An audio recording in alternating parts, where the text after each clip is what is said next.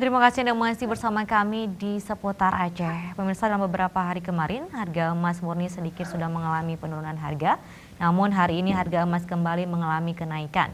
Dan pernyataan tersebut akan barang logam ini terus meningkat permintaannya dan penjual emas melepas permayamnya Rp2.250.000 sudah termasuk ongkos.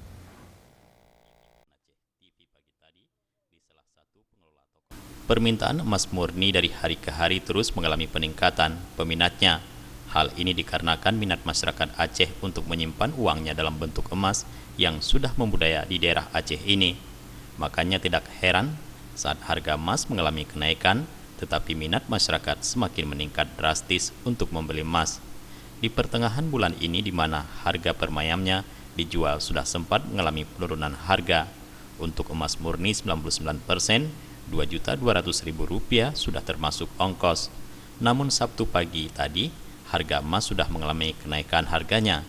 Permayamnya dijual Rp2.250.000 sudah termasuk ongkos. Menurut pengakuan pedagang emas di Pasar Aceh Kausar, dalam beberapa hari ini harga emas perharinya terus mengalami kenaikan harga.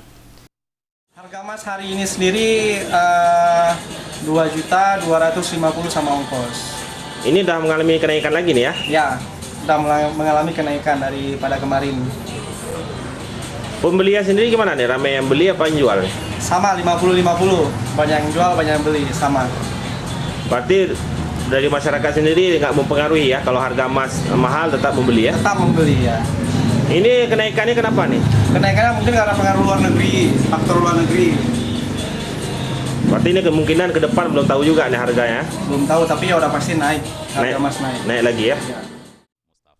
Kausar mengatakan kemungkinan ke depan harga emas murni ini tidak bisa diprediksi. Kemungkinan mengalami kenaikan ataupun mengalami penurunan harga.